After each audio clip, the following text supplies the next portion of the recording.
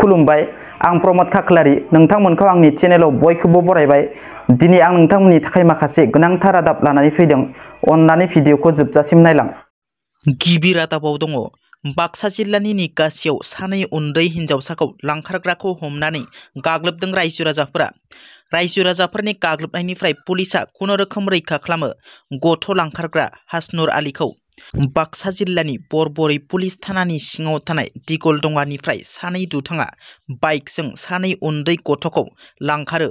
उनाव जायगानि सुबुंफोरा खौरां मोननानै दिगलदंगानिफ्राय होसो होसो दुमुनि सकआव बाइकजों लोगोसे हासनुर आली मुंनि लांखारग्राखौ खायोब्लाबो गुबुन सासे लांखारग्राया हरनि खोमसिनि खाबु लाना खारखोमालाङो। जाथायथिलियाव बाक्सा पुलिसा नुजाथिफैनानै रायजो राजाफोरनि गाग्लोबनायनिफ्राय हासनुर आलीखौ रैखा खालामो। हमजानाय हासनुर आलीनि न'आ बाक्सा जिल्लानि मादुलिपारायाव होनना मिथिनो मोननाय जादों। रायजो राजाफोरा दुथां हासनुर आलीजों लोगोसे AS14N1880 नंनि गंसे पालसार बाइकबो हमनो हायो। मा जाहोननि थाखाय एबा मा थांखिजों सानै उन्दै हिनजावसाफोरखौ लांखारदोंमोन बियो पुलिसनि सेबनायनि उनावसो सोराङाव फैगोन। ग्रेनेड खुबैनाय जाथायनि दायनिगिरि KLOनि साब्रै सोद्रोमाफोरखौ हमबाय। थांनाय 9 डिसेम्बराव क'क्राझार जिल्लानि दतमायाव 5 लाख रां दाबिना गंसे गलायाव ग्रेनेड खुबैनाय जाथायनि साब्रै गुबै दायनिगिरिफोरखौ पुलिसा हमबाय। हमजानाय साब्रै KLOनि सोद्रोमाफोरखौ क'क्राझार जुडिसियेलआ मैया बिजिरसालियाव लाबोयो आरो सानब्रैनि थाखाय पुलिसा गावनि जिम्मायाव लांफिनो।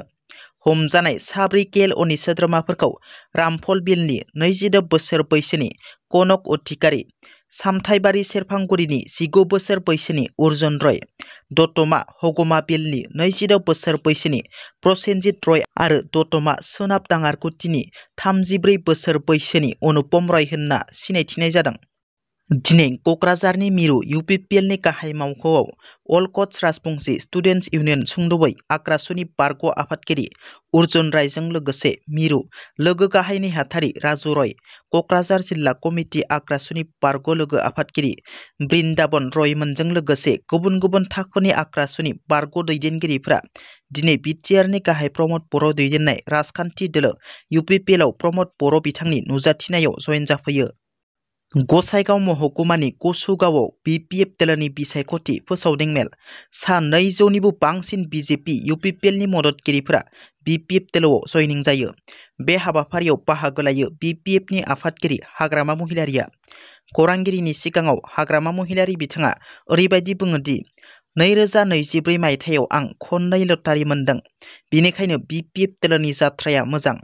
BTCखौ BTC अफिसनिफ्राय सालायाखै, एबसु अफिसनिफ्रायसो सालायगासिनो। बयबो मिथियो एबसु अफिसनिफ्राय जेबो सिगनेल एबा लिरनानै होआब्ला जेबो खामानि मोना। प्रमद बर'आ BTCखौ सालायनो हायाखै, फेलार जादों आरो दिनैनि दिनाव BTCखौ एबसुआ डाइरेक्ट सालायगासिनो। बिनि थाखाय रायजो राजाफ्रा मोजां मोनाखै होनना हाग्रामा महिलारि बिथाङा बुंथियो। दिनैनि रादाबा एसेनोसै। नोंथांमोना जुदि आंनि रादाबखौ खोनासंनानै मोजां मोनदोंब्ला अन्नानै लाइक, शेयार आरो साबस्क्राइब खालामनो दाबाव, लोगोसे बेल आइकनखौ थुनो दाबाव, जाहाथे आंनि गोदान भिडिअआ नोंथांमोननिसिम थाबैनो सहैनो हायो। गोजोन्थों। जै बर' हारिनि।